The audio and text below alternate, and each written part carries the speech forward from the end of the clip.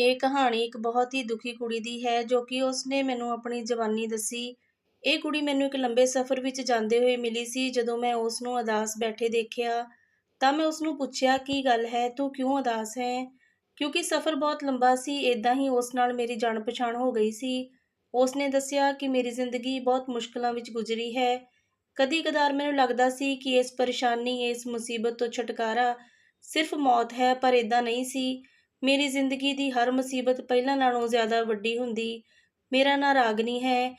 ਅੱਜ ਮੈਂ ਤੁਹਾਨੂੰ ਕੁਝ ਦੱਸਣ ਜਾ ਰਹੀ ਹਾਂ। ਇਸ ਦਾ ਮਕਸਦ ਕੁਝ ਹੋਰ ਨਹੀਂ, ਸਿਰਫ ਇਹ ਹੈ ਕਿ ਤੁਸੀਂ ਜਾਣ ਸਕੋ ਕਿ ਇਸ ਦੁਨੀਆ ਵਿੱਚ ਕੁਝ ਅਜਿਹੇ ਲੋਕ ਵੀ ਨੇ ਜੋ ਦਰਦ ਭਰੀ ਜ਼ਿੰਦਗੀ ਜੀ ਰਹੇ ਨੇ। ਮੈਂ ਆਪਣੇ ਮਾਂ-ਪਿਓ ਦੀ ਇਕੱਲੀ ਧੀ ਸੀ। ਅਸੀਂ ਬਹੁਤ ਗਰੀਬ ਸੀ ਤੇ ਝੁੱਗੀ-ਝੋਪੜੀ ਵਿੱਚ ਰਹਿੰਦੇ ਸੀ। ਪਰ ਉਸ ਝੁੱਗੀ ਵਿੱਚ ਵੀ ਦੁਨੀਆ ਦੀਆਂ ਸਾਰੀਆਂ ਖੁਸ਼ੀਆਂ ਸੀ, ਕਿਉਂਕਿ ਉਸ ਵਕਤ ਮੇਰੇ ਮਾਂ-ਪਿਓ ਮੇਰੇ ਨਾਲ ਸੀ। ਅਸੀਂ ਇੱਕ ਦੂਜੇ ਦੇ ਦੁੱਖ-ਸੁੱਖ ਦੇ ਸਾਥੀ ਸੀ। ਮੇਰਾ ਪਿਓ ਮਜ਼ਦੂਰੀ ਕਰਦਾ ਸੀ। ਕਦੇ ਕੰਮ ਮਿਲ ਜਾਂਦਾ ਤੇ ਕਦੀ ਅਸੀਂ ਭੁੱਖ ਨਾਲ ਹੀ ਸੌਂ ਜਾਂਦੇ। ਮੇਰੇ ਪਿਓ ਦੇ ਸਿਰਫ ਇੱਕ ਹੀ ਭਾਈ ਸੀ। ਮੇਰਾ ਤਾਇਆ ਮਾਲੀ ਸੀ, ਕੋਠੀਆਂ ਵਿੱਚ ਜਾ ਕੇ ਕੰਮ ਕਰਦਾ ਸੀ। ਉਹਨਾਂ ਦਾ ਘਰ ਖਰਚ ਵਧੀਆ ਚੱਲਦਾ ਸੀ। ਮੇਰੇ ਪਿਓ ਦੀ ਉਹਨਾਂ ਨੇ ਇੱਕ ਦੋ ਵਾਰੀ ਮਦਦ ਕਰਨ ਦੀ ਕੋਸ਼ਿਸ਼ ਕੀਤੀ, ਪਰ ਮੇਰੇ ਪਿਓ ਨੇ ਮਦਦ ਨਹੀਂ ਲਈ ਕਿਉਂਕਿ ਉਹ ਬਹੁਤ ਖੁਦਦਾਰ ਸੀ। ਇਹ ਗੱਲ ਮੇਰੇ ਪਿਓ ਨੇ ਮੈਨੂੰ ਸਿਖਾਈ ਸੀ। ਮੇਰੀ ਮਾਂ ਲੋਕਾਂ ਦੇ ਕੱਪੜੇ ਸੀਆ ਕਰਦੀ ਸੀ, ਜਿਸ ਤੋਂ ਉਸਨੂੰ ਪੈਸੇ ਮਿਲਦੇ ਸੀ, ਪਰ ਕਦੀ-ਕਦੀ ਔਰਤਾਂ ਵੀ ਪੈਸੇ ਦੇਣ ਤੋਂ ਇਨਕਾਰ ਕਰ ਦਿੰਦੀਆਂ ਸੀ। ਮੈਂ ਵੀ ਆਪਣੇ ਮਾਂ-ਪਿਓ ਦਾ ਬਹੁਤ ਪਿਆਰ ਕਰਦੀ ਸੀ। ਮਹਿੰਗਾਈ ਕਰਕੇ ਮੈਂ ਪੜ੍ਹਨ ਤੋਂ ਨਾਂਹ ਕਰ ਦਿੱਤੀ, ਪਰ ਮੇਰੇ ਪਿਓ ਨੇ ਮੈਨੂੰ ਜ਼ਬਰਦਸਤੀ ਸਕੂਲ ਵਿੱਚ ਦਾਖਲ ਕਰਵਾ ਦਿੱਤਾ। ਉਹਨਾਂ ਦਾ ਕਹਿਣਾ ਸੀ ਕਿ ਖਰਚਾ ਕਰਨਾ ਮੇਰਾ ਕੰਮ ਹੈ। ਮੇਰੀ ਬੱਚੀ, ਤੂੰ ਬਸ ਪੜ੍ਹ। ਇਸ ਲਈ ਮੈਂ ਵੀ ਪੜ੍ਹਨ ਲੱਗੀ, ਪਰ ਮੈਂ ਨਹੀਂ ਜਾਣਦੀ ਸੀ ਕਿ ਇੱਕ ਦਿਨ ਮੈਂ ਇੱਦਾਂ ਹੀ ਸਕੂਲ ਵਿੱਚੋਂ ਨਿਕਲਾਂਗੀ ਤੇ ਮੇਰੀ ਮਾਂ ਉੱਥੇ ਮੈਨੂੰ ਇੰਤਜ਼ਾਰ ਕਰਦੀ ਨਹੀਂ ਮਿਲੇਗੀ ਤੇ ਨਾ ਹੀ ਮੇਰਾ ਪਿਓ ਸ਼ਾਮ ਨੂੰ ਮਜ਼ਦੂਰੀ ਤੋਂ ਵਾਪਸ ਆਵੇਗਾ। ਉਸ ਦਿਨ ਜਦੋਂ ਮੈਂ ਸਕੂਲ ਤੋਂ ਵਾਪਸ ਆਈ ਤਾਂ ਸਾਡੀ ਝੁੱਗੀ ਦੀ ਜਗ੍ਹਾ ਸਵਾਹ ਪਈ ਹੋਈ ਸੀ। ਕੁਝ ਲੁਟੇਰਿਆਂ ਨੇ ਉਹਨਾਂ ਨੂੰ ਬਹੁਤ ਬੁਰੀ ਤਰ੍ਹਾਂ ਮੌਤ ਦਿੱਤੀ ਸੀ। ਉਹਨਾਂ ਦਾ ਖਿਆਲ ਸੀ ਕਿ ਝੁੱਗੀ ਵਾਲੇ ਲੋਕਾਂ ਕੋਲ ਪੈਸਾ ਜੋੜ ਕੇ ਰੱਖਦੇ ਹੋਣਗੇ, ਪਰ ਸਾਡੇ ਕੋਲ ਤਾਂ ਇੱਕ ਟਾਈਮ ਨੂੰ ਖਾਣ ਨੂੰ ਵੀ ਨਹੀਂ ਸੀ ਹੁੰਦਾ।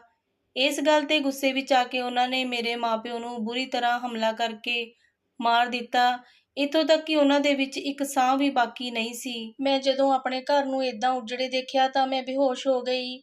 ਦੁਬਾਰਾ ਮੇਰੀ ਅੱਖ ਇੱਕ ਛੱਤ ਦੇ ਥੱਲੇ ਖੁੱਲੀ। ਹਾਂ, ਛੱਤ, ਕਿਉਂਕਿ ਮੇਰੇ ਘਰ 'ਚ ਛੱਤ ਨਹੀਂ ਸੀ। ਜੋ ਦੀਵਾਰਾਂ ਸੀ ਉਹ ਵੀ ਢਹਿ ਚੁੱਕੀਆਂ ਸੀ। ਉਹ ਛੱਤ ਮੇਰੇ ਤਾਇਆ ਜੀ ਦੇ ਘਰ ਦੀ ਸੀ। ਉਸ ਘਰ ਵਿੱਚ ਮੈਂ ਪਹਿਲਾਂ ਕਦੇ ਨਹੀਂ ਆਈ ਸੀ ਤੇ ਹੁਣ ਆਈ ਵੀ ਤਾਂ ਕਿੱਦਾਂ? ਮਾਂ-ਪਿਓ ਤੋਂ ਬਿਨਾਂ ਕਿੰਨਾ ਸਦਮਾ ਸੀ। ਮੈਂ ਹਰ ਐਤਵਾਰ ਨੂੰ ਆਪਣੇ ਪਿਓ ਨੂੰ ਕਹਿੰਦੀ ਸੀ ਕਿ ਮੈਨੂੰ ਤਾਇਆ ਜੀ ਦੇ ਘਰ ਲੈ ਚੱਲੋ, ਪਰ ਹਰ ਐਤਵਾਰ ਉਹ ਜ਼ਿਆਦਾ ਰੁੱਝੇ ਹੁੰਦੇ ਸੀ ਤੇ ਅੱਜ ਵੀ ਤਾਂ ਕਿੱਦਾਂ ਸੀ? ਬਿਨਾਂ ਇੱਛਾ ਤੋਂ ਹੀ ਉਹਨਾਂ ਦੇ ਘਰ ਪਈ ਸੀ। ਪਹਿਲਾਂ ਤਾਂ ਤਾਇਆ ਜੀ ਨੇ ਮੈਨੂੰ ਬਹੁਤ ਹੌਸਲਾ ਦਿੱਤਾ। ਇਸ ਤੋਂ ਬਿਨਾਂ ਉਹ ਕਰ ਵੀ ਕੀ ਸਕਦੇ ਸੀ? ਮੈਂ ਇੱਕ ਤਰ੍ਹਾਂ ਟੁੱਟ ਚੁੱਕੀ ਸੀ। ਵਕਤ ਨਹੀਂ ਰੁਕਦਾ ਤੇ ਨਾ ਹੀ ਰੁਕਿਆ ਸੀ, ਪਰ ਮੇਰੇ ਲਈ ਵਕਤ ਗੁਜ਼ਾਰਨਾ ਬਹੁਤ ਮੁਸ਼ਕਿਲ ਹੋ ਚੁੱਕਿਆ ਸੀ। ਮੇਰੀ ਤਾਈ ਦਾ ਸੁਭਾਅ ਬਹੁਤ ਸਖਤ ਸੀ। ਸਰਿਤਾ ਤਾਈ ਦੀ ਧੀ ਮੇਰੇ ਨਾਲ ਗੱਲ ਨਾ ਕਰਦੀ ਤੇ ਨਾ ਹੀ ਤਾਈ ਮੇਰੇ ਨਾਲ ਕਿਸੇ ਨੂੰ ਗੱਲ ਕਰਨ ਦਿੰਦੀ ਸੀ। ਮੇਰਾ ਬਿਸਤਰਾ ਸਟੋਰ ਵਿੱਚ ਲੱਗ ਚੁੱਕਿਆ ਸੀ। ਮੇਰਾ ਤਾਇਆ ਮੇਰਾ ਥੋੜ੍ਹਾ ਬਹੁਤ ਖਿਆਲ ਰੱਖਦਾ ਸੀ, ਪਰ ਮੇਰੀ ਤਾਈ ਨੂੰ ਇਹ ਗੱਲ ਚੰਗੀ ਨਹੀਂ ਸੀ ਲੱਗਦੀ। ਮੈਂ ਪੂਰੀ-ਪੂਰੀ ਰਾਤ ਜਾਗਦੀ ਰਹਿੰਦੀ ਤੇ ਆਪਣੇ ਭੁੱਖੇ ਢਿੱਡ ਨੂੰ ਬੰਨ੍ਹ ਲੈਂਦੀ ਸੀ। ਪੂਰੇ ਦਿਨ ਵਿੱਚ ਮੈਨੂੰ ਸਿਰਫ ਇੱਕ ਸੁੱਕੀ ਰੋਟੀ, ਉਹ ਵੀ ਪਾਣੀ ਨਾਲ ਮਿਲਦੀ ਸੀ। ਮੇਰੇ ਤਾਇਆ ਜੀ ਮੈਨੂੰ ਜੇ ਕੋਈ ਪੈਸਾ ਦਿੰਦਾ, ਤਾਈ ਨਾਲ ਦੀ ਨਾਲ ਉਹ ਪੈਸੇ ਮੇਰੇ ਤੋਂ ਲੈ ਲੈਂਦੀ ਸੀ। ਮੈਨੂੰ ਉੱਥੇ ਆਏ 1 ਮਹੀਨਾ ਹੋ ਗਿਆ ਸੀ ਤੇ ਉਹ ਹੁਣ 1 ਮਹੀਨਾ ਮੇਰੀ ਪੂਰੀ ਉਮਰ ਤੇ ਬਹੁਤ ਭਾਰੀ ਸੀ। ਇਹਨਾਂ 30 ਦਿਨਾਂ ਵਿੱਚ ਮੈਂ ਇੰਨੀ ਵੱਡੀ ਹੋ ਗਈ ਸੀ ਕਿ ਲੋਕਾਂ ਦੇ ਇਸ਼ਾਰੇ ਤੇ ਸੁਭਾਅ ਦੋਨੋਂ ਹੀ ਸਮਝਣ ਲੱਗ ਗਈ ਸੀ। ਮੈਂ ਤੰਗ ਆ ਚੁੱਕੀ ਸੀ। ਮੇਰਾ ਦਮ ਘੁੱਟ ਰਿਹਾ ਸੀ। ਕੁਝ ਸਮਝ ਨਹੀਂ ਆ ਰਿਹਾ ਸੀ। ਇੱਕ ਦਿਨ ਤਾਇਆ ਜੀ ਕੰਮ ਤੋਂ ਵਾਪਸ ਆਏ। ਮੈਂ ਉਹਨਾਂ ਨਾਲ ਪੜ੍ਹਨ ਦੀ ਗੱਲ ਕੀਤੀ ਤਾਂ ਉਹ ਖੁਸ਼ ਹੋ ਗਏ ਤੇ ਫੌਰਨ ਮੈਨੂੰ ਪੜ੍ਹਨ ਲਈ ਉਹਨਾਂ ਨੇ ਇਜਾਜ਼ਤ ਦੇ ਦਿੱਤੀ। ਮੈਂ ਅੱਖਾਂ ਤੋਂ ਸਾਈਡ ਨਾਲ ਆਪਣੀ ਤਾਈ ਵੱਲ ਦੇਖਿਆ। ਉਹ ਤਾਇਆ ਜੀ ਨੂੰ ਅੱਖਾਂ ਕੱਢ ਰਹੀ ਸੀ, ਪਰ ਹੁਣ ਕੁਝ ਨਹੀਂ ਹੋ ਸਕਦਾ ਸੀ। ਮੈਂ ਮਾਯੂਸ ਹੋ ਕੇ ਸਟੋਰ ਵਿੱਚ ਆ ਗਈ। ਮੈਨੂੰ ਲੱਗਿਆ ਕਿ ਜ਼ਿੰਦਗੀ ਹੁਣ ਥੋੜ੍ਹੀ ਆਸਾਨ ਹੋ ਜਾਵੇਗੀ। ਹੁਣ ਦਿਨ ਤੇ ਰਾਤ ਸਕੂਨ ਨਾਲ ਗੁਜ਼ਰਨਗੇ, ਪਰ ਇਹ ਮੇਰੀ ਗਲਤਫਹਿਮੀ ਸੀ। ਮੇਰੀ ਕਿਸਮਤ ਵਿੱਚ ਅਜਿਹਾ ਕੁਝ ਨਹੀਂ ਲਿਖਿਆ ਸੀ ਜੋ ਮੇਰੇ ਲਈ ਸਕੂਨ ਨਾਲ ਭਰਿਆ ਹੁੰਦਾ। ਅਗਲੇ ਦਿਨ ਤਾਇਆ ਜੀ ਵਾਪਸ ਨਹੀਂ ਆਏ, ਸਗੋਂ 4 ਮੋਢਿਆਂ ਤੇ ਆਏ। ਕੰਮ ਕਰਦੇ ਹੋਏ ਉਹਨਾਂ ਨੂੰ ਦਿਲ ਦਾ ਦੌਰਾ ਪੈ ਗਿਆ ਸੀ ਤੇ ਉਸ ਸਮੇਂ ਉਹਨਾਂ ਦੀ ਮੌਤ ਹੋ ਗਈ ਸੀ। ਇੱਕੋ ਹੀ ਮੇਰਾ ਸਹਾਰਾ ਸੀ, ਉਹ ਵੀ ਹੁਣ ਨਹੀਂ ਬਚੇ ਸੀ। ਹੁਣ ਮੇਰੀ ਤਾਈ ਦੀਆਂ ਸਾਰੀਆਂ ਰਾਹਾਂ ਖੁੱਲ੍ਹ ਗਈਆਂ ਸੀ। ਉਹ ਮੈਨੂੰ ਖੁਸ਼ ਹੋਣ ਦਾ ਤਾਨਾ ਦਿੰਦੀ ਸੀ। ਉਹਨਾਂ ਦੇ ਮੁਤਾਬਕ ਮੈਂ ਆਪਣੇ ਮਾਂ-ਪਿਓ ਨੂੰ ਖਾ ਗਈ ਤੇ ਹੁਣ ਆਪਣਾ ਮਨਹੂਸ ਸਾਇਆ ਮੈਂ ਉਹਨਾਂ ਦੇ ਘਰ ਲੈ ਆਈ ਹਾਂ। ਮੁਸੀਬਤਾਂ ਉਹਨਾਂ ਦੇ ਘਰ ਆ ਗਈਆਂ। ਤਾਇਆ ਜੀ ਭਾਵੇਂ ਇਸ ਦੁਨੀਆ ਤੋਂ ਚਲੇ ਗਏ ਸੀ, ਪਰ ਤਾਈ ਨੇ 7 ਦਿਨਾਂ ਤੱਕ ਮੈਨੂੰ ਮੁਸ਼ਕਲ ਨਾਲ ਬਰਦਾਸ਼ਤ ਕੀਤਾ। ਪਹਿਲਾਂ ਹੀ ਰਿਸ਼ਤੇ ਵਾਲਿਆਂ ਨੂੰ ਮੇਰੇ ਰਿਸ਼ਤੇ ਲਈ ਕਹਿ ਰੱਖਿਆ ਸੀ। 7 ਦਿਨਾਂ ਦੇ ਬਾਅਦ ਮੇਰੇ ਲਈ ਇੱਕ ਰਿਸ਼ਤਾ ਆਇਆ ਤਾਂ ਤਾਈ ਨੇ ਅੱਖਾਂ ਬੰਦ ਕਰਕੇ ਮੇਰਾ ਵਿਆਹ ਕਰ ਦਿੱਤਾ। ਉਹ ਚੰਗੀ ਤਰ੍ਹਾਂ ਜਾਣਦੀ ਸੀ ਕਿ ਉਹ ਮੁੰਡਾ ਸ਼ਰਾਬੀ ਹੈ। ਉਹਨਾਂ ਨੇ ਮੈਨੂੰ ਬੋਝ ਦੀ ਤਰ੍ਹਾਂ ਉਤਾਰ ਕੇ ਸੁੱਟ ਦਿੱਤਾ। ਪਰ ਇੱਥੇ ਵੀ ਮੈਨੂੰ ਬਹੁਤ ਦੁੱਖ ਸਹਿਣੇ ਪਏ। ਉਹ ਆਦਮੀ ਮੇਰੇ ਵਿਆਹ ਤੋਂ ਬਾਅਦ ਤੁਰੰਤ ਹੀ ਕਿਤੇ ਚਲਿਆ ਗਿਆ, ਮੈਨੂੰ ਵਿਦਾ ਤੱਕ ਨਹੀਂ ਕਰਵਾਇਆ। ਹੁਣ ਮਾਮਲਾ ਹੋਰ ਵੀ ਗੰਭੀਰ ਹੋ ਗਿਆ ਸੀ। ਨਾ ਮੈਂ ਇੱਧਰ ਦੀ ਰਹੀ ਤੇ ਨਾ ਮੈਂ ਉੱਧਰ ਦੀ। ਪਹਿਲਾਂ ਤਾਂ ਗੱਲ ਸਿਰਫ ਕਹਿਣ ਤੱਕ ਹੀ ਸੀ, ਪਰ ਹੁਣ ਤਾਂ ਕੁੱਟਮਾਰ 'ਤੇ ਆ ਗਈ ਸੀ। ਮੇਰੀ ਤਾਈ ਮੈਨੂੰ ਰੋਜ਼ ਹੀ ਕੁੱਟਦੀ ਸੀ ਤੇ ਕਹਿੰਦੀ, ਕਿੱਥੇ ਗਿਆ ਤੇਰਾ ਘਰਵਾਲਾ? ਜ਼ਰੂਰ ਤੇਰੇ ਲੱਛਣ ਚੰਗੇ ਨਹੀਂ, ਤਾਂ ਹੀ ਤਾਂ ਉਹ ਵਿਆਹ ਤੋਂ ਬਾਅਦ ਚਲਾ ਗਿਆ, ਨਹੀਂ ਤਾਂ ਵਿਆਹ ਤੋਂ ਬਾਅਦ ਕੌਣ ਭੱਜਦਾ ਹੈ। ਮੈਂ ਹੁਣ ਉਹਨਾਂ ਨੂੰ ਕੀ ਕਹਿੰਦੀ ਕਿ ਮੈਨੂੰ ਕੀ ਪਤਾ ਸੀ ਕਿ ਉਹ ਕਿੱਥੇ ਚਲਾ ਗਿਆ। ਉਹ ਘਰਵਾਲਾ ਜਿਸ ਨੂੰ ਮੈਂ ਇੱਕ ਨਜ਼ਰ ਵੀ ਨਹੀਂ ਦੇਖਿਆ ਸੀ, ਉਸ ਨੂੰ ਮੇਰੇ ਲੱਛਣ ਕਿੱਥੋਂ ਪਤਾ ਲੱਗ ਗਏ। ਪਰ ਮੈਂ ਬੇਜ਼ੁਬਾਨ ਜਾਨਵਰ ਦੀ ਤਰ੍ਹਾਂ ਸਭ ਕੁਝ ਬਰਦਾਸ਼ਤ ਕਰ ਰਹੀ ਸੀ। ਜ਼ਿੰਦਗੀ ਮੇਰੇ ਤੋਂ ਤੰਗ ਹੋ ਗਈ ਸੀ, ਪਰ ਮੈਂ ਹਰ ਹਾਲ ਵਿੱਚ ਜਿਉਣਾ ਚਾਹੁੰਦੀ ਸੀ।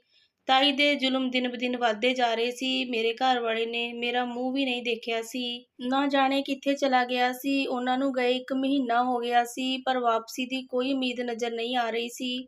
ਮੈਂ ਥੱਕ ਚੁੱਕੀ ਸੀ। ਨਾ ਜ਼ਿੰਦਗੀ ਖਤਮ ਹੋ ਰਹੀ ਸੀ ਤੇ ਨਾ ਹੀ ਚਿੰਤਾ। ਮੈਂ ਜਿੱਥੇ ਨਿਕਲਣ ਦੀ ਕੋਸ਼ਿਸ਼ ਕਰਦੀ, ਉੱਥੇ ਹੀ ਕੰਢੇ ਆ ਕੇ ਮੈਨੂੰ ਨੋਚ ਲੈਂਦੇ। ਮੈਂ ਸਵੇਰੇ ਉੱਠ ਕੇ ਨਾਸ਼ਤਾ ਬਣਾ ਰਹੀ ਸੀ, ਜਦੋਂ ਗਰਮ ਤੇਲ ਮੇਰੇ ਹੱਥ 'ਤੇ ਗਿਰ ਗਿਆ। ਇੰਨੀ ਜਲਨ ਹੋਈ ਕਿ ਮੈਂ ਸੰਭਾਲ ਨਾ ਪਾਈ। ਤੇਲ ਦਾ ਪੂਰਾ ਡੱਬਾ ਹੀ ਉਲਟ ਗਿਆ। ਰੋਹਿਤ ਨੇ ਫਟਾਫਟ ਗਿੱਲਾ ਆਟਾ ਮੇਰੇ ਹੱਥ 'ਤੇ ਲਾ ਦਿੱਤਾ। ਉਹ ਜਲਨ ਤਾਂ ਠੀਕ ਹੋ ਗਈ। ਉਸ ਤੋਂ ਬਾਅਦ ਤਾਈ ਨੇ ਜੋ ਕੀਤਾ, ਉਹਨਾਂ ਨੂੰ ਤੇਲ ਗਿਰਨ ਦਾ ਗਮ ਨਹੀਂ ਸੀ, ਜਿੰਨਾ ਰੋਹਿਤ ਨੂੰ ਮੇਰੇ ਕੋਲ ਖੜ੍ਹੇ ਦੇਖ ਕੇ ਉਹਨਾਂ ਨੂੰ ਗੁੱਸਾ ਆਇਆ ਸੀ। ਮੇਰੇ ਸਰੀਰ ਦਾ ਅਜਿਹਾ ਕੋਈ ਹਿੱਸਾ ਨਹੀਂ ਸੀ ਜਿਸ 'ਤੇ ਕੁੱਟ ਦੇ ਨਿਸ਼ਾਨ ਨਾ ਹੋਣ। ਰਾਤ ਨੂੰ ਮੈਂ ਦਰਦ ਨਾਲ ਬੇਹੋਸ਼ ਹੋ ਗਈ ਤੇ ਸਾਰੀ ਰਾਤ ਏਦਾਂ ਹੀ ਪਈ ਰਹੀ। ਕੋਈ ਮੈਨੂੰ ਪੁੱਛਣ ਨਹੀਂ ਆਇਆ ਸੀ। ਅਗਲੇ ਦਿਨ ਉੱਠਦੇ ਸਾਰ ਇੱਕ ਨਵੀਂ ਮੁਸੀਬਤ ਮੇਰੇ ਲਈ ਤਿਆਰ ਖੜੀ ਸੀ। ਮੇਰਾ ਘਰਵਾਲਾ ਵਾਪਸ ਆ ਚੁੱਕਿਆ ਸੀ। ਉਹ ਮੈਨੂੰ ਨਾਲ ਲੈ ਕੇ ਜਾਣ ਲਈ ਆਇਆ ਸੀ। ਮੇਰੀ ਤਾਈ ਨੇ ਮੈਨੂੰ ਆਪਣਾ ਸਮਾਨ ਬੰਨ੍ਹਣ ਲਈ ਕਿਹਾ। ਮੈਂ ਆਪਣੇ 4 ਸੂਟ ਬੈਗ ਵਿੱਚ ਪਾ ਕੇ ਬਾਹਰ ਨਿਕਲੀ ਤਾਂ ਮੇਰੀ ਤਾਈ ਨੇ ਆਵਾਜ਼ ਬਾਹਰ ਸੁਣ ਰਹੀ ਸੀ। ਕਹਿ ਰਹੀ ਸੀ ਕਿ ਵਿਆਹ ਤੋਂ ਬਾਅਦ ਆਪਣੀ ਘਰਵਾਲੀ ਨੂੰ ਛੱਡ ਗਿਆ ਸੀ। ਜਿੰਨਾ 1 ਮਹੀਨੇ ਦਾ ਉਹਦਾ ਖਰਚਾ ਇੱਥੇ ਹੋਇਆ ਉਹ ਰੱਖ ਤੇ ਫਿਰ ਖੁਸ਼ੀ-ਖੁਸ਼ੀ ਲੈ ਜਾ ਆਪਣੀ ਘਰਵਾਲੀ ਨੂੰ, ਤੇ ਅੱਗੇ ਤੋਂ ਮੈਨੂੰ ਆਪਣੀ ਸ਼ਕਲ ਨਾ ਦਿਖਾਇਓ, ਤੁਸੀਂ ਦੋਨੋਂ ਹੀ। ਮੇਰੇ ਘਰਵਾਲੇ ਦੀ ਕੋਈ ਆਵਾਜ਼ ਨਹੀਂ ਸੁਣ ਰਹੀ ਸੀ। ਸ਼ਾਇਦ ਉਹ ਹੈਰਾਨ ਸੀ ਜਾਂ ਪਰੇਸ਼ਾਨ ਸੀ, ਕੁਝ ਕਹਿ ਨਹੀਂ ਸਕਦੇ। ਕੁਝ ਦੇਰ ਬਾਅਦ ਉਸਨੇ ਕੁਝ ਪੈਸੇ ਮੇਜ਼ 'ਤੇ ਰੱਖੇ ਤੇ ਕਿਹਾ ਕਿ ਲੈ ਅੱਜ ਤੱਕ ਮੇਰੀ ਘਰਵਾਲੀ ਜਿੰਨਾ ਰਹੀ ਹੈ, ਉਹਦੀ ਕੀਮਤ ਹੈ। ਇੰਨਾ ਕਹਿ ਕੇ ਉਹ ਬਾਹਰ ਆ ਗਿਆ। ਮੈਂ ਇਹ ਸਭ ਕੁਝ ਬਾਹਰ ਖੜ੍ਹੀ ਹੈਰਾਨੀ ਨਾਲ ਦੇਖ ਰਹੀ ਸੀ। ਜਦੋਂ ਮੇਰਾ ਹੱਥ ਫੜ ਕੇ ਮੈਨੂੰ ਉੱਥੋਂ ਖਿੱਚ ਲਿਆਇਆ, ਆਪਣੇ ਘਰਵਾਲੇ ਦਾ ਰਵੱਈਆ ਦੇਖ ਕੇ ਮੈਨੂੰ ਯਕੀਨ ਹੋ ਗਿਆ ਸੀ ਕਿ ਚਾਹੇ ਹੁਣ ਕੁਝ ਵੀ ਹੋ ਜਾਵੇ, ਉਹ ਮੈਨੂੰ ਨਹੀਂ ਛੱਡੇਗਾ। ਹਰ ਦੁੱਖ-ਸੁੱਖ ਵਿੱਚ ਉਹ ਮੇਰਾ ਸਾਥ ਦੇਵੇਗਾ। ਅਤੇ ਮੈਂ ਖੁਸ਼ੀ-ਖੁਸ਼ੀ ਉਸ ਨਾਲ ਚੱਲਣ ਲੱਗੀ ਤੇ ਆਪਣੀ ਆਉਣ ਵਾਲੀ ਜ਼ਿੰਦਗੀ ਲਈ ਬੜੇ ਸੁਪਨੇ ਸਜਾ ਲਏ ਸੀ। ਫਿਰ ਚਾਹੇ ਉਹ ਆਦਮੀ ਮੇਰੇ ਨਾਲੋਂ ਦੁੱਗਣੀ ਉਮਰ ਦਾ ਸੀ ਜਾਂ ਸ਼ਰਾਬੀ, ਮੈਨੂੰ ਕੋਈ ਫਰਕ ਨਹੀਂ ਪੈਂਦਾ ਸੀ। ਮੈਂ ਚੁੱਪ-ਚਾਪ ਦਿਲ ਵਿੱਚ ਸੁਪਨੇ ਸਜਾਈ ਉਹਦੇ ਨਾਲ ਚੱਲਦੀ ਜਾ ਰਹੀ ਸੀ। 2-3 ਰਿਕਸ਼ੇ ਬਦਲਣ ਤੋਂ ਬਾਅਦ ਅਸੀਂ ਇੱਕ ਭੀੜੀ ਜਿਹੀ ਪੁਰਾਣੀ ਗਲੀ ਵਿੱਚ ਪਹੁੰਚ ਗਏ। ਉਹ ਜਗ੍ਹਾ ਬਹੁਤ ਅਜੀਬ ਸੀ, ਪਰ ਡਰ ਲੱਗ ਰਿਹਾ ਸੀ। ਉੱਥੇ ਔਰਤਾਂ ਹੀ ਔਰਤਾਂ ਸੀ, ਆਦਮੀ ਬਹੁਤ ਘੱਟ ਸੀ। ਮੇਰਾ ਘਰਵਾਲਾ ਮੇਰਾ ਹੱਥ ਫੜੀ ਤੇਜ਼-ਤੇਜ਼ ਕਦਮ ਪੁੱਟਦਾ ਹੋਇਆ ਜਾ ਰਿਹਾ ਸੀ। ਮੈਂ ਬਸ ਸਿਰ ਝੁਕਾਏ ਹੋਏ ਸੀ ਤੇ ਉਸ ਦੇ ਨਾਲ ਕਦਮ ਮਿਲਾਉਣ ਦੀ ਕੋਸ਼ਿਸ਼ ਵਿੱਚ ਸੀ। ਆਖਰਕਾਰ ਇੱਕ ਤੰਗ ਪੁਰਾਣੇ ਚੁਬਾਰੇ ਦੇ ਸਾਹਮਣੇ ਉਸ ਦੇ ਕਦਮ ਰੁਕ ਗਏ। ਇਹ ਤਾਂ ਪਹਿਲਾਂ ਹੀ ਸੀ ਕਿ ਮੈਂ ਸਿਰ ਉੱਚਾ ਕਰਕੇ ਦੇਖਦੀ। ਉਹ ਮੈਨੂੰ ਖਿੱਚਦੇ ਹੋਏ ਅੰਦਰ ਲੈ ਗਿਆ ਤੇ ਅੰਦਰ ਦੀ ਦੁਨੀਆ ਕੁਝ ਅਲੱਗ ਹੀ ਸੀ। ਉੱਥੇ ਔਰਤਾਂ ਹੀ ਔਰਤਾਂ ਸੀ। ਉੱਥੇ ਦੀਆਂ ਔਰਤਾਂ ਸਾਰੀਆਂ ਹੀ ਨਿਡਰ ਔਰਤਾਂ ਸੀ। ਉਹਨਾਂ ਦੇ ਬੜੇ ਭੀੜੇ ਕੱਪੜੇ ਪਾਏ ਸੀ। ਉਹ ਮੇਰੇ ਘਰਵਾਲੇ ਨੂੰ ਆਪਣੇ ਵੱਲ ਖਿੱਚ-ਖਿੱਚ ਕੇ ਗਲਤ ਇਸ਼ਾਰੇ ਕਰ ਰਹੀਆਂ ਸੀ। ਉਸ ਵਕਤ ਮੈਨੂੰ ਬਹੁਤ ਸ਼ਰਮ ਆ ਰਹੀ ਸੀ। ਕਿਸੇ ਮਾਸੂਮ ਜਾਨਵਰ ਦੀ ਤਰ੍ਹਾਂ ਮੈਂ ਆਪਣੀ ਵੱਡੀ ਸਾਰੀ ਚਾਦਰ ਜੁੱਤੀ ਨਾਲ ਫੜਿਆ ਸੀ। ਏਦਾਂ ਲੱਗਦਾ ਸੀ ਕਿ ਕੋਈ ਆਏਗਾ ਤੇ ਇਹਨਾਂ ਔਰਤਾਂ ਦੀ ਤਰ੍ਹਾਂ ਮੈਥੋਂ ਮੇਰੀ ਚਾਦਰ ਖੋਹ ਕੇ ਭੱਜ ਜਾਏਗਾ। ਮੈਂ ਇਹ ਸਭ ਨਹੀਂ ਜਾਣਦੀ ਸੀ। ਇਹ ਅਹਿਸਾਸ ਮੇਰੇ ਆਉਣ ਵਾਲੇ ਕੱਲ੍ਹ ਦਾ ਠਿਕਾਣਾ ਹੈ। ਮੈਂ ਨੀਵੀਂ ਪਾਈ ਜਾ ਰਹੀ ਸੀ ਜਦੋਂ ਇੱਕ ਕਮਰੇ ਵਿੱਚ ਜਾ ਕੇ ਮੇਰੇ ਕਦਮ ਰੁਕ ਗਏ। ਮੈਂ ਸਿਰ ਚੁੱਕ ਕੇ ਦੇਖਿਆ ਤਾਂ ਸਾਹਮਣੇ ਇੱਕ ਸਾਂਵਲੀ ਜਿਹੀ, ਬਹੁਤ ਤਿਆਰ ਹੋਈ ਔਰਤ ਬੈਠੀ ਸੀ। ਉਸ ਦੇ ਆਲੇ-ਦੁਆਲੇ ਬਹੁਤ ਸਾਰੀਆਂ ਕੁੜੀਆਂ ਫਿਰ ਰਹੀਆਂ ਸੀ। ਮੇਰੇ ਘਰਵਾਲੇ ਨੇ ਮੈਨੂੰ ਆਪਣੇ ਘਰ ਦਾ ਸ਼ਿੰਗਾਰ ਬਣਾਉਣ ਲਈ ਇੱਕ ਵਾਰ ਵੀ ਨਹੀਂ ਸੋਚਿਆ। ਉਸਨੇ ਮੇਰੀ ਤਾਈ ਨਾਲੋਂ ਜ਼ਿਆਦਾ ਅਕਲਮੰਦੀ ਦਾ ਸਬੂਤ ਦਿੱਤਾ ਤੇ ਮੈਨੂੰ ਕੋਠੇ 'ਤੇ ਵੇਚ ਦਿੱਤਾ। ਕੋਠਾ, ਇਹ ਬੋਲ ਮੈਂ ਪਹਿਲੀ ਵਾਰੀ ਆਪਣੀ ਜ਼ਿੰਦਗੀ ਵਿੱਚ ਸੁਣਿਆ ਸੀ ਤੇ ਜਾਣ ਗਈ ਮੈਂ ਪੂਰੀ ਤਰ੍ਹਾਂ ਹੈਰਾਨ ਸੀ। ਮੈਂ ਇੱਕ ਇਨਸਾਨ ਤੋਂ ਖਿਡੌਣਾ ਬਣ ਗਈ ਸੀ, ਖੇਡਣ ਵਾਲਾ ਖਿਡੌਣਾ। ਸਭ ਤੋਂ ਪਹਿਲਾਂ ਜੋ ਚੀਜ਼ ਮੈਥੋਂ ਖੋਹੀ ਗਈ ਸੀ, ਉਹ ਮੇਰਾ ਦੁਪੱਟਾ। ਮੈਂ ਲੱਖ ਫਰਿਆਦ ਕੀਤੀ, ਬਹੁਤ ਮਿੰਨਤਾਂ ਕੀਤੀਆਂ, ਪਰ ਮੇਰੀ ਚੀਖ ਸੁਣਨ ਵਾਲਾ ਕੋਈ ਨਹੀਂ ਸੀ। ਮੇਰੇ ਆਪਣੇ ਨਹੀਂ ਸੀ ਜਿਹਦੇ ਨਾਲ ਮੇਰਾ ਰਿਸ਼ਤਾ ਬਣਿਆ ਸੀ, ਉਹ ਮੇਰਾ ਘਰਵਾਲਾ ਵੀ ਮੈਨੂੰ 20,000 ਦੇ ਬਦਲੇ ਵੇਚ ਗਿਆ ਸੀ। ਮੈਂ ਜਾਣ ਗਈ ਸੀ ਕਿ ਹੁਣ ਕੁਝ ਵੀ ਹੋ ਜਾਵੇ, ਮੈਨੂੰ ਇੱਥੇ ਹੀ ਰਹਿਣਾ ਹੈ। ਇੱਥੇ ਖਾਣ-ਪੀਣ ਦਾ ਕੋਈ ਮਸਲਾ ਨਹੀਂ ਸੀ ਤੇ ਨਾ ਹੀ ਕੋਈ ਕੱਪੜਿਆਂ ਦੀ ਸੀ। ਬਸ ਇੱਥੇ ਉਸ ਦੁਪੱਟੇ 'ਤੇ ਪਾਬੰਦੀ ਸੀ ਜੋ ਲੋਕਾਂ ਦੀ ਇੱਜ਼ਤ ਢੱਕ ਕੇ ਰੱਖਦਾ ਹੈ। ਇੱਥੋਂ ਦੀਆਂ ਔਂਕੜਾਂ ਮੇਰੀ ਤਾਈ ਦੇ ਟੁੱਟੇ ਘਰ ਨਾਲੋਂ ਬਹੁਤ ਅਲੱਗ ਸੀ। ਉੱਥੇ ਇੱਜ਼ਤ ਦਾ ਕੋਈ ਮਾਮਲਾ ਨਹੀਂ ਸੀ ਤੇ ਇੱਥੇ ਇੱਜ਼ਤ ਹੀ ਮਸਲਾ ਸੀ। ਮੇਰੇ ਰੋਣ-ਪਿੱਟਣ ਕਿਸੇ ਚੀਜ਼ ਨੂੰ ਨਾ ਦੇਖਿਆ ਗਿਆ। ਸਭ ਤੋਂ ਪਹਿਲਾਂ ਮੈਨੂੰ ਉੱਥੇ ਰਹਿਣ ਦੇ ਤਰੀਕੇ ਸਿਖਾਏ ਜਾਣ ਲੱਗੇ। ਮੇਰਾ ਹੱਸਣਾ, ਉੱਠਣਾ, ਬਹਿਣਾ, ਹੋਰ ਨਾ ਜਾਣੇ ਕੀ-ਕੀ, ਪਰ ਮੈਂ ਹਰ ਵਾਰੀ ਇਨਕਾਰ ਕਰ ਦਿੰਦੀ ਸੀ, ਜਿਸ ਤੋਂ ਬਾਅਦ ਮੈਨੂੰ ਕੁੱਟਿਆ ਜਾਂਦਾ ਸੀ। ਮੇਰੇ 'ਤੇ ਕੋੜਿਆਂ ਦੇ ਨਾਲ ਕੁੱਟ ਪੈਂਦੀ ਸੀ। ਕੋਠੇ ਦੀ ਮਾਲਕਣ ਮੈਨੂੰ ਸਮਝਾ-ਸਮਝਾ ਕੇ ਥੱਕ ਗਈ ਸੀ। ਮੈਂ ਸਾਰਾ ਦਿਨ ਭੁੱਖੀ-ਪਿਆਸੀ ਇੱਕ ਕਮਰੇ ਵਿੱਚ ਬੰਦ ਰਹਿੰਦੀ, ਪਰ ਮੈਂ ਆਪਣੀ ਇੱਜ਼ਤ ਦੇ ਨਾਲ ਕੋਈ ਖਿਲਵਾੜ ਨਹੀਂ ਕਰਨਾ ਚਾਹੁੰਦੀ ਸੀ। ਮੈਂ ਸੋਚ ਲਿਆ ਸੀ ਕਿ ਜ਼ਿੰਦਗੀ 'ਚ ਕੁਝ ਆਸਾਨ ਹੈ ਤਾਂ ਕਿਉਂ ਨਾ ਇਸ ਨੂੰ ਖ਼ਤਮ ਕਰ ਦਿੱਤਾ ਜਾਵੇ। ਮੇਰੇ ਨਾਲ ਜੁੜੀਆਂ ਹੋਈਆਂ ਦਿੱਕਤਾਂ ਵੀ ਖ਼ਤਮ ਹੋ ਜਾਣਗੀਆਂ। ਮੇਰੇ ਬਾਰ-ਬਾਰ ਮਨ੍ਹਾ ਕਰਨ 'ਤੇ ਮਾਲਕਣ ਨੇ ਮੇਰੇ ਘਰਵਾਲੇ ਨੂੰ ਵਾਪਸ ਬੁਲਾਇਆ। ਜਿੰਨਾ ਉਹਨਾਂ ਨੂੰ ਬੁਰਾ-ਭਲਾ ਕਹਿ ਸਕਦੀ ਸੀ, ਓਨਾ ਕਿਹਾ। ਮੇਰੀਆਂ ਸ਼ਿਕਾਇਤਾਂ ਬਹੁਤ ਲਾਈਆਂ। ਇਹ ਸੁਣ ਕੇ ਮੇਰੇ ਘਰਵਾਲੇ ਨੇ ਇੱਕ ਬੋਤਲ ਚੁੱਕੀ ਤੇ ਉਸ ਨੂੰ ਪੀਣ ਤੋਂ ਬਾਅਦ ਆਪਣਾ ਜ਼ੁਲਮ ਸ਼ੁਰੂ ਕਰ ਦਿੱਤਾ। ਜ਼ਿੰਦਗੀ ਨੇ ਮੇਰੇ 'ਤੇ ਬਹੁਤ ਜ਼ੁਲਮ ਕੀਤੇ, ਪਰ ਜੋ ਮੇਰੇ ਘਰਵਾਲੇ ਨੇ ਮੇਰੇ ਨਾਲ ਕੀਤਾ, ਉਹ ਅੱਜ ਤੱਕ ਨਹੀਂ ਭੁੱਲੀ। ਉਹ ਜਿੱਥੇ ਮੇਰੇ ਕੋੜਾ ਮਾਰਦਾ, ਮੇਰਾ ਉੱਥੋਂ ਹੀ ਮਾਸ ਉਤਰ ਜਾਂਦਾ, ਕਿਉਂਕਿ ਮਾਲਕਣ ਨੂੰ ਮੈਂ ਬਿਲਕੁਲ ਅਣਛੂਹੀ ਚਾਹੀਦੀ ਸੀ ਤਾਂ ਜੋ ਮੇਰੀ ਜ਼ਿਆਦਾ ਕੀਮਤ ਮਿਲ ਸਕੇ। ਉਸ ਵਜ੍ਹਾ ਨਾਲ ਮੈਂ ਸੁਰੱਖਿਅਤ ਸੀ। ਜਦੋਂ ਮੈਂ ਮਾਰ ਖਾ ਕੇ ਅਧਮਰੀ ਹੋ ਗਈ, ਤਕਰੀਬਨ ਮੇਰੇ 'ਚੋਂ ਜਾਨ ਹੀ ਖ਼ਤਮ ਹੋ ਗਈ, ਤਾਂ ਦੋ ਆਦਮੀਆਂ ਨੇ ਚੁੱਕ ਕੇ ਮੈਨੂੰ ਨਾਲ ਵਾਲੇ ਕਮਰੇ ਵਿੱਚ ਸੁੱਟ ਦਿੱਤਾ। ਉੱਥੇ ਕੋਈ ਰਹੀਸਜ਼ਾਦਾ ਆ ਚੁੱਕਿਆ ਸੀ, ਜਿਸ ਦੇ ਨਾਲ ਪੂਰੇ ਕੋਠੇ 'ਤੇ ਇੱਕ ਸਨਸਨੀ ਮੱਚੀ ਹੋਈ ਸੀ। ਮੇਰਾ ਕਿਸੇ ਨੇ ਵੀ ਖਿਆਲ ਨਾ ਕੀਤਾ ਤੇ ਉਹ ਨਾਲ ਵਾਲੇ ਕਮਰੇ ਵਿੱਚ ਮੈਨੂੰ ਸੁੱਟ ਕੇ ਸਭ ਆਪਣੀਆਂ ਤਿਆਰੀਆਂ ਵਿੱਚ ਲੱਗ ਗਏ। ਮੇਰਾ ਦਿਮਾਗ ਸਮਝ ਨਹੀਂ ਪਾ ਰਿਹਾ ਸੀ। ਕਦੋਂ ਮੈਂ ਬੇਹੋਸ਼ ਹੋ ਗਈ, ਮੈਨੂੰ ਕੁਝ ਪਤਾ ਨਹੀਂ। ਜਦੋਂ ਹੋਸ਼ ਆਇਆ ਤਾਂ ਮੈਂ ਉਸ ਕਮਰੇ ਵਿੱਚ ਸੀ। ਪੂਰਾ ਜਿਸਮ ਦੁਖ ਰਿਹਾ ਸੀ। ਤਕਲੀਫ਼ ਇੰਨੀ ਜ਼ਿਆਦਾ ਸੀ ਕਿ ਮੇਰੇ ਤੋਂ ਚੀਸ ਵੀ ਨਹੀਂ ਵੱਟੀ ਜਾ ਰਹੀ ਸੀ।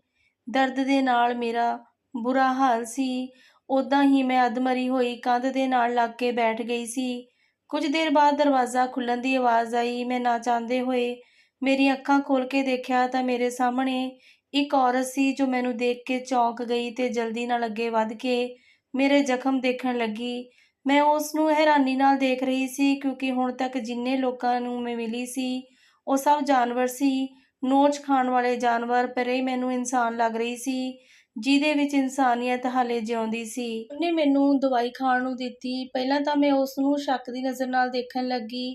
ਮੈਨੂੰ ਉਸ 'ਤੇ ਯਕੀਨ ਨਹੀਂ ਸੀ। ਫਿਰ ਉਹ ਮੇਰੇ ਏਦਾਂ ਦੇਖਣ ਨਾਲ ਮੈਨੂੰ ਕਹਿਣ ਲੱਗੀ, ਮੇਰੇ 'ਤੇ ਯਕੀਨ ਕਰ।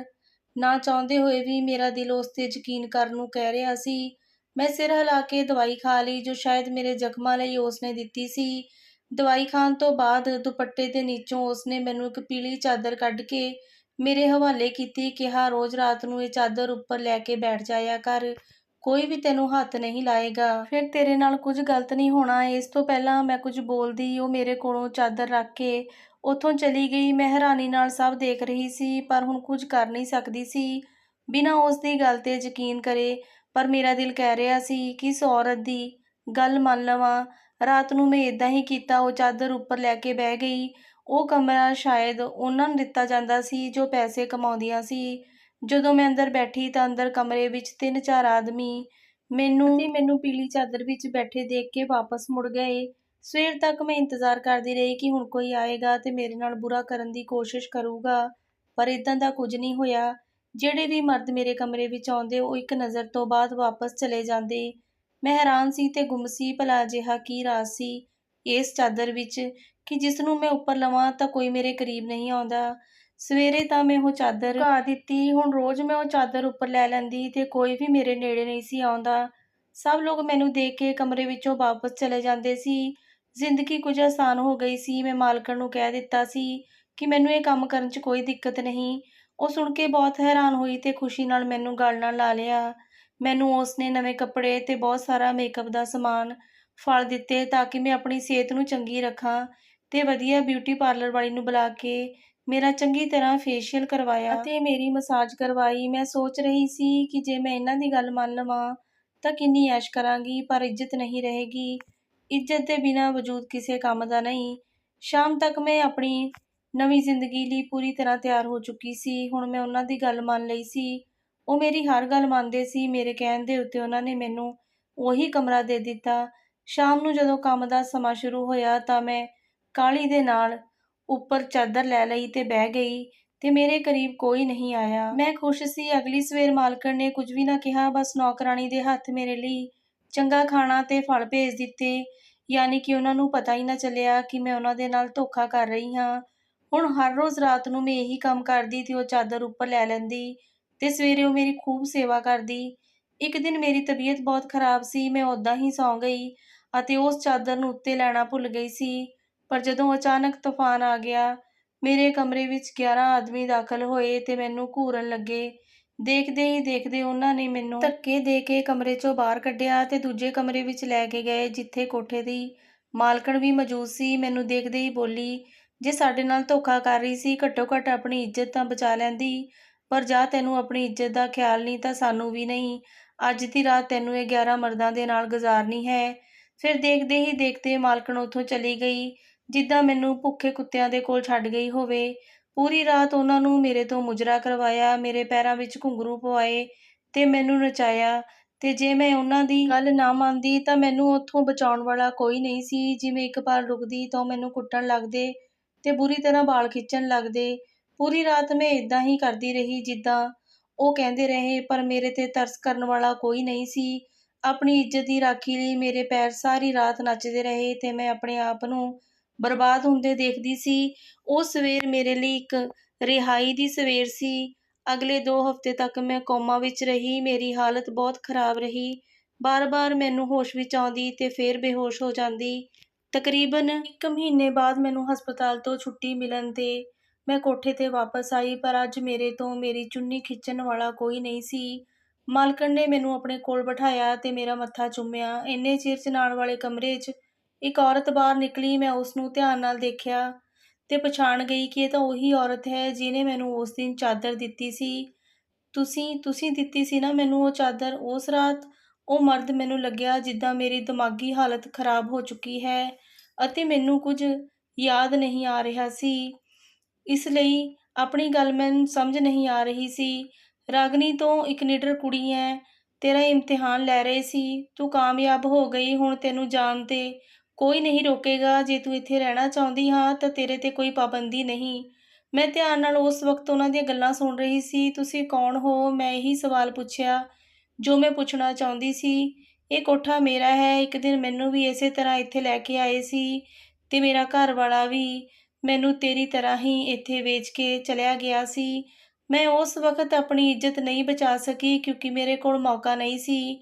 ਉਸ ਤੋਂ ਬਾਅਦ ਮੈਂ ਸੋਚ ਲਿਆ ਸੀ ਕਿ ਜਲਦੀ ਹੀ ਇਸ ਕੋਠੇ ਦੀ ਮਾਲਕਣ ਬਣਾਂਗੀ ਤੇ ਆਉਣ ਵਾਲੀ ਕੁੜੀਆਂ ਨੂੰ ਬਚਣ ਦਾ ਮੌਕਾ ਜ਼ਰੂਰ ਦੇਵਾਂਗੀ। ਜੇਕਰ ਉਹ ਇਹਦੇ ਵਿੱਚ ਕਾਮਯਾਬ ਹੋ ਗਈਆਂ ਤਾਂ ਉਹਨਾਂ ਨੂੰ ਜਾਣ ਦੇਵਾਂਗੀ। ਜੇ ਨਾ ਕਾਮਯਾਬ ਹੋਈਆਂ ਤਾਂ ਉਹਨਾਂ ਨੂੰ ਉਹੀ ਕਰਨਾ ਪਊ ਜੋ ਇਸ ਕੋਠੇ 'ਤੇ ਆਉਣ ਵਾਲੀ ਹਰੇਕ ਕੁੜੀ ਨੂੰ ਕਰਨਾ ਪੈਂਦਾ ਹੈ, ਜੋ ਉਸ ਦਾ ਮੁਕੱਦਰ ਹੁੰਦਾ ਹੈ। ਮੈਂ ਸਮਝ ਨਾਲ ਸਾਰੀਆਂ ਗੱਲਾਂ ਸੁਣਦੀ ਰਹੀ, ਪਰ ਮੈਨੂੰ ਸਮਝ ਨਹੀਂ ਆ ਰਿਹਾ ਸੀ। ਉਹ ਚਾਦਰ ਤੈਨੂੰ ਮੈਂ ਦਿੱਤੀ ਸੀ। ਉਹ ਚਾਦਰ ਅਸੀਂ ਕੁੜੀਆਂ ਨੂੰ ਦਿੰਦੇ ਹਾਂ ਜੋ ਬਹੁਤ ਜ਼ਿਆਦਾ ਕੁੱਟ ਖਾਣ ਦੇ ਬਾਵਜੂਦ ਵੀ ਕੰਮ ਲਈ ਨਹੀਂ ਮੰਨਦੀਆਂ। ਯਾਨੀ ਕਿ ਉਸ ਨੂੰ ਆਪਣੀ ਇੱਜ਼ਤ ਦੀ ਪਰਵਾਹ ਹੁੰਦੀ ਹੈ ਤਾਂ ਅਸੀਂ ਉਸ ਨੂੰ ਇੱਕ ਮੌਕਾ ਦਿੰਦੇ ਹਾਂ। ਅਜਿਹੀਆਂ ਬਹੁਤ ਘੱਟ ਕੁੜੀਆਂ ਹੁੰਦੀਆਂ ਨੇ ਜੋ ਮਾਰ ਖਾਣ ਦੇ ਬਾਵਜੂਦ ਨਾ ਮੰਨਣ, ਪਰ ਤੂੰ ਨਹੀਂ ਮੰਨੀ। ਫਿਰ ਜਦ ਅਸੀਂ ਤੈਨੂੰ ਚਾਦਰ ਦਿੱਤੀ ਤਾਂ ਸਾਰੇ ਆਦਮੀਆਂ ਨੂੰ ਸਮਝਾ ਦਿੱਤਾ ਸੀ ਕਿ ਜਿਸ ਕਮਰੇ ਵਿੱਚ ਪੀਲੀ ਚਾਦਰ ਵਾਲੀ ਕੋਈ ਕੁੜੀ ਹੋਵੇ ਉਸ ਨੂੰ ਤੁਸੀਂ ਕੁਝ ਨਹੀਂ ਕਹਿਣਾ। ਇਸ ਤਰ੍ਹਾਂ ਅਸੀਂ ਹਰ ਕੁੜੀ ਨੂੰ ਮੌਕਾ ਦਿੰਦੇ ਸੀ। ਉਹ ਚਾਦਰ ਉੱਪਰ ਲੈ ਕੇ ਕਿੰਨੇ ਦਿਨਾਂ ਤੱਕ ਆਪਣੀ ਇੱਜ਼ਤ ਨੂੰ ਬਚਾ ਸਕਦੀ ਸੀ। 2 ਹਫ਼ਤੇ ਬਾਅਦ ਉਸ ਦੀ ਚਾਦਰ ਗਾਇਬ ਕਰ ਦਿੰਦੇ ਸੀ, ਪਰ ਤੂੰ ਉਹ ਚਾਦਰ ਲੈਣਾ ਹੀ ਭੁੱਲ ਗਈ, ਜਿਸ ਕਰਕੇ ਤੈਨੂੰ ਇੱਕ ਹੋਰ ਮੌਕਾ ਦਿੱਤਾ ਪੂਰੀ ਰਾਤ ਮੁਜਰਾ ਕਰਵਾਉਣ ਦਾ। ਤੇ ਉਹ 11 ਬੰਦਿਆਂ ਦੇ ਸਾਹਮਣੇ ਕੁੜੀਆਂ ਹਿੰਮਤ ਹਾਰ ਜਾਂਦੀਆਂ ਸੀ, ਡਗਮਗਾ ਜਾਂਦੀਆਂ ਸੀ, ਫਿਰ ਉਹਨਾਂ ਨੂੰ ਸਾਡੀ ਗੱਲ ਮੰਨਣੀ ਪੈਂਦੀ। ਪਰ ਤੂੰ ਡਟੀ ਰਹੀ, ਪੂਰੀ ਰਾਤ ਨੱਚਣ ਦੇ ਬਾਵਜੂਦ ਤੂੰ ਆਪਣੀ ਇੱਜ਼ਤ ਨੂੰ ਸੁਰੱਖਿਅਤ ਰੱਖਣ ਲਈ ਸਭ ਕੁਝ ਬਰਦਾਸ਼ਤ ਕੀਤਾ। ਅੱਜ ਅਸੀਂ ਤੈਨੂੰ ਇਸ ਕੋਠੇ ਤੋਂ ਆਜ਼ਾਦ ਕਰਦੇ ਹਾਂ। ਮੈਂ ਉਹਨਾਂ ਦੀਆਂ ਗੱਲਾਂ ਸੁਣ ਕੇ ਰੋ ਪਈ। ਆਖਰਕਾਰ ਇੰਨੀਆਂ ਪਰੇਸ਼ਾਨੀਆਂ ਤੋਂ ਬਾਅਦ ਮੇਰੇ ਲਈ ਆਸਾਨੀ ਹੋਈ ਸੀ, ਉਹ ਆਸਾਨੀ ਜੋ ਮੈਂ ਅੱਜ ਤੱਕ ਲੱਭਦੀ ਰਹੀ। ਮੈਂ ਮਾਲਕਣ ਨੂੰ ਬੇਨਤੀ ਕੀਤੀ ਤੇ ਉੱਥੇ ਹੀ ਰਹਿਣ ਲੱਗੀ। ਮੈਨੂੰ ਸਭ ਤੋਂ ਉੱਪਰ ਵਾਲੀ ਮੰਜ਼ਲ ਵਿੱਚ ਮੈਨੂੰ ਇੱਕ ਕਮਰਾ ਮਿਲ ਗਿਆ। ਮੇਰੇ ਕੋਲ ਕੋਈ ਨਹੀਂ ਸੀ ਆਉਂਦਾ। ਥੋੜ੍ਹੇ ਦਿਨਾਂ ਬਾਅਦ ਮੇਰੀ ਮਾਲਕਣ ਦੇ ਕਹਿਣ 'ਤੇ ਮੇਰੇ ਸ਼ਰਾਬੀ ਘਰਵਾਲੇ ਨੇ ਮੈਨੂੰ ਤਲਾਕ ਦੇ ਦਿੱਤਾ। ਫਿਰ ਮੇਰੇ ਦੁਬਾਰਾ ਤੋਂ ਰਿਸ਼ਤੇ ਲੱਭੇ ਜਾਣ ਲੱਗੇ, ਪਰ ਮੈਂ ਵਿਆਹ ਤੋਂ ਨਾਂਹ ਕਰ ਦਿੱਤੀ ਸੀ। ਜੇਕਰ ਹੁਣ ਜਿਉਂਦੇ ਰਹਿਣਾ ਹੀ ਸੀ ਤਾਂ ਉੱਥੇ ਕਿਉਂ ਨਾ ਰਹਾਂ, ਜਿੱਥੇ ਮੇਰੇ ਹੋਣ ਨਾਲ ਕਿਸੇ ਨੂੰ ਕੋਈ ਪਰੇਸ਼ਾਨੀ ਨਹੀਂ ਸੀ ਤੇ ਮੇਰੀ ਇੱਜ਼ਤ ਵੀ ਸੁਰੱਖਿਅਤ ਸੀ। ਹੁਣ ਤੁਸੀਂ ਹੀ ਦੱਸੋ ਕਿ ਮੈਂ ਇਹ ਸਹੀ ਫੈਸਲਾ ਕੀਤਾ? ਹਾਂਜੀ ਦੋਸਤੋ, ਉਮੀਦ ਕਰਦੀ ਹਾਂ ਤੁਹਾਨੂੰ ਅੱਜ ਦੀ ਕਹਾਣੀ ਚੰਗੀ ਲੱਗੀ ਹੋਏਗੀ। ਜੇਕਰ ਕਹਾਣੀ ਚੰਗੀ ਲੱਗੇ ਤਾਂ ਪਲੀਜ਼ ਕਹਾਣੀ ਨੂੰ ਲਾਈਕ ਸ਼ੇਅਰ ਕਰਿਓ ਜੀ। ਨੋਟੀਫਿਕੇਸ਼ਨ ਬੈਲ ਨੂੰ ਪ੍ਰੈਸ ਕਰ ਲਿਓ ਤਾਂ ਜੋ ਆਉਣ ਵਾਲੀ ਕਹਾਣੀ ਤੁਹਾਡੇ ਕੋਲ ਸਭ ਤੋਂ ਪਹਿਲਾਂ ਪਹੁੰਚੇ। ਕਹਾਣੀ ਸੁਣਨ ਲਈ ਤੁਹਾਡਾ ਸਾਰਿਆਂ ਦਾ ਧੰਨਵਾਦ ਜੀ। ਆਪਾਂ ਫਿਰ ਮਿਲਾਂਗੇ ਇੱਕ ਸੋਹਣੀ ਜਿਹੀ ਕਹਾਣੀ ਨਾਲ। ਤਦ ਤੱਕ ਤੁਹਾਨੂੰ ਸਾਰਿਆਂ ਨੂੰ ਮੇਰੇ ਵੱਲੋਂ ਪਿਆਰ ਭਰੀ ਸਤਿ ਸ਼੍ਰੀ ਅਕਾਲ ਜੀ।